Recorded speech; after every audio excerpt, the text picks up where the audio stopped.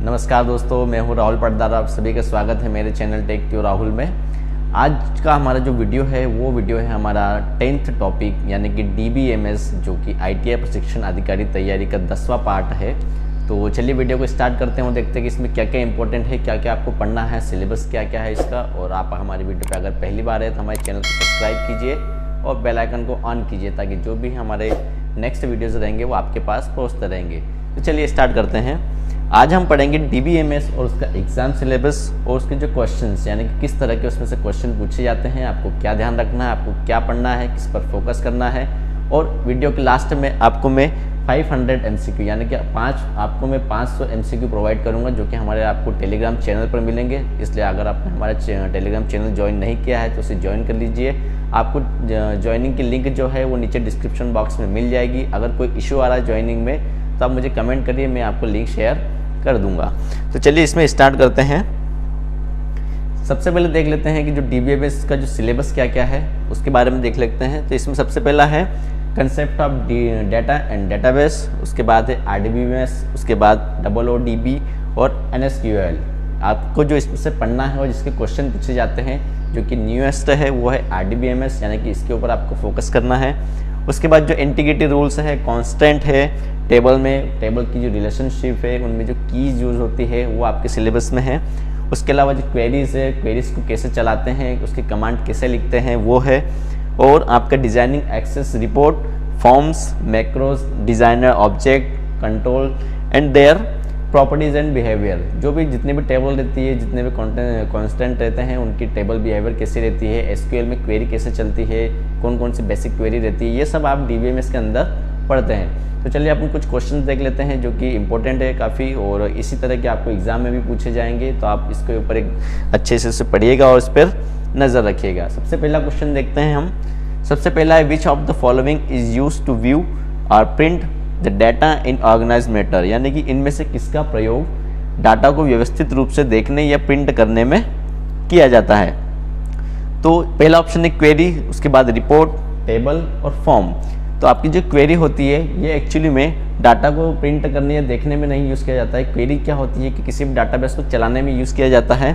फिर आती है कि आपकी आती है रिपोर्ट। रिपोर्ट का काम रहता है कि आप जब भी आपका डाटाबेस रेडी होगा तो उस डाटाबेस का लेआउट या स्ट्रक्चर है जो भी आपको उसे देखना है या उसको प्रिंट करना है तो आप जो है रिपोर्ट का यूज़ करेंगे। जब का टेबल और फॉर्म आता है ये एक तरह से स्ट्रक्चरल फॉर्म है यानी कि आप किस तरह का डाटा उसमें एंट्री करवा रहे हैं। जैसे कि आप सब जानते हैं जो RDBMS होता है वो टेबल के फॉर्म में ही चलता है। तो ये जो है ये उसके लेआउट है, ये उसके स्ट्रक्चर है। हमें से ये पूछा गया है कि डेटा को प्रिंट करने या देखने के लिए किसका इस्तेमाल करते हैं, तो इसका आंसर आएगा आपका रिपोर्ट। अच्छा क्वेश्चन, इसे याद रखिएगा। अगला क्वेश्चन देखते हैं। विच of the following is not a logical database structure, इनमें से कौन सा एक लॉजिकल डाटाबेस स्ट्रक्चर नहीं है। सबसे पहला चेन, नेटवर्क, ट्री, रिलेशनल। तो इसमें देख लेते हैं। सबसे पहले हम देख लेते हैं यहाँ पर नेटवर्क चेक करते हैं। सॉरी थोड़ा ये इशू कर रहा है, ठीक है। सबसे पहले देख लेते हैं नेटवर्क को, फिर आता है ट्री, फिर आता है रिलेशनल और एक आता है चेन। तो आपका जो लॉजिकल जो डाटाबेस स्ट्रक्चर है वो जो है नेटवर्क अवेलेबल है। उसके बाद ट्री भी एक तरह का स्ट्रक्चर है, आपका रिलेशनल भी एक तरह का स्ट्रक्चर है यानी कि जो RDBMS होता है वो जो होता है वो रिलेशनल डाटाबेस मैनेजमेंट सिस्टम होता है। तो आपका जो चेन होता है यहाँ पर, चेन भी किसी भी तरह का लॉजिकल डाटाबेस सिस्टम नहीं है। यह जो क्वेश्चन है ये काफ़ी एग्जाम में कंप्यूटर की जितनी भी पोस्ट आती है उसमें ये क्वेश्चन काफ़ी बार पूछा गया है, तो आपको इसे ध्यान रखना है। अच्छा क्वेश्चन है, यानी कि जो चेन है वो आपका कोई भी एक तरीके का लॉजिकल डाटाबेस स्ट्रक्चर नहीं है। इसके बाद अगला क्वेश्चन देखते हैं। What do you call a primary key field included in another table. जैसा कि आप सब लोगों ने प्राइमरी की, फॉरेन की के बारे में पढ़कर जरूर रखा होगा। आपने अगर ITI, BSc, BA जो भी किया होगा, जो भी आपका डिग्री डिप्लोमा है वहाँ पर आपने की के बारे में ज़रूर पढ़ा होगा। तो उससे रिलेटेड ही क्वेश्चन है, यानी कि जो इसको हिंदी में कन्वर्ट कर लेते हैं, किसी दूसरी टेबल में रिलेटेड प्राइमरी की को क्या कहा जाता है। तो जो इंडिविजुअल जो टेबल रहती है उसमें जो यूनिक आइडेंटिफाई करे उसे प्राइमरी की कहते हैं। और वही काम अगर किसी और टेबल में वह करती है तो उसे फॉरेन की कहा जाता है। यानी कि यही आपसे पूछा गया है कि what do you call a primary key field included in another field, यानी किसी और टेबल किसी और फील्ड में अगर कोई की प्राइमरी की तरह काम कर रही है तो वो किसी दूसरी टेबल के लिए फॉरेन की का काम करेगी। इसका जो आंसर आपका आएगा फॉरेन की। जो पेरेंट की हो गया, चाइल्ड की हो गया, ये इंडेक्स हो गया, ये इनमें काम नहीं करती है, यानी कि ये सब प्राइमरी की में नहीं आती है, ये अलग अलग स्ट्रक्चर पर डिपेंड करती है। तो इसका आंसर आपको याद रखना है कि इसका आंसर आएगा फॉरेन की। अच्छा क्वेश्चन, इसे याद रखिएगा। उसके बाद अगला क्वेश्चन देखते हैं, what is the valid data type in DBMS SQL, यानी कि इनमें से कौन DBMS SQL का एक वैलिड डाटा टाइप है।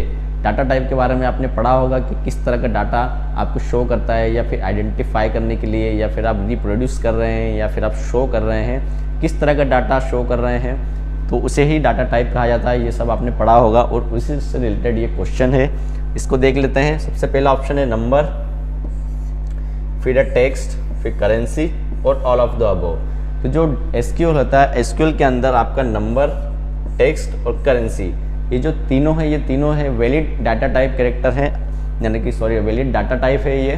तो इसको आप ध्यान रखिएगा। और इसके अंदर एक चीज़ आपको मैं इसमें और एक बता देता हूँ कि इसमें आपसे कई बार इसी क्वेश्चन को चेंज करके पूछा जाता है। यहाँ पर आपका एक ऑप्शन जो जोड़ दिया जाता है वो होता है नंबर। इसमें आपको थोड़ा इशू आएगा मॉनिटर का।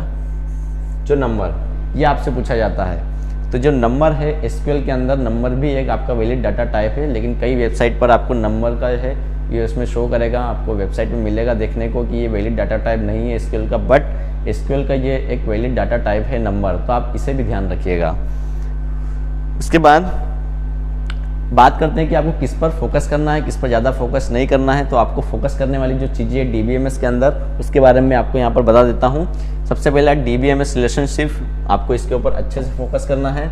इंटीग्रिटी रूल्स, जो जितने भी इंटीग्रिटी रूल्स होते हैं, जैसे कि 3 या 5 अलग अलग डाटाबेस के हिसाब से रहते हैं, बट वो सेम रहते हैं, मतलब दोनों सेम रहते हैं, इसको भी आपको पढ़ना है। SQL की क्वेरीज, जो भी बेसिक क्वेरी रहती है SQL की, आप चाहे सिलेक्ट कमांड ले लो या जितनी भी तरह की कमांड होती है SQL के अंदर, जो आप नॉर्मली किसी भी डाटाबेस को बनाने के लिए यूज़ करते हैं, उसके बारे में आपको पढ़ना है अच्छे से। फिर डेटा टाइप, कैरेक्टर, इनके बारे में पढ़ना है कि कौन कौन से डेटा टाइप होते हैं, कैरेक्टर कौन कौन से होते हैं, स्पेशल कैरेक्टर को यूज़ कैसे करते हैं, कमांड प्रोम्प्ट में कैसे यूज़ करते हैं, कैसे चलाते हैं। DBMS की की कॉन्स्टेंट, मतलब जितने भी की कॉन्स्टेंट होते हैं DBMS में, उन सब के बारे में भी आपको पढ़ना है। फिर जो कमांड्स क्वेरी रहती है, अच्छा एक चीज़ इसमें ध्यान रखिएगा, आपकी जो ओपन सोर्स जो सॉफ्टवेयर होता है, जैसे कि लिनक्स हो गया, ये जो ओपन सोर्स सॉफ्टवेयर है, इनकी जो क्वेरीज रहती है ये एक्चुअली में SQL जैसे ही रहती है। यानी कि अगर आपने DOS सीखा हुआ है तो आपने SQL आपके लिए सीखना ईजी रहता है, क्योंकि ये भी एक तरह से नॉर्मल जो इंग्लिश लैंग्वेज रहती है उसी तरह की कमांड रहती है, तो काफ़ी ईजी रहती है। तो इसलिए आपको इसमें कमांड क्वेरीज को पढ़ना है अच्छे से।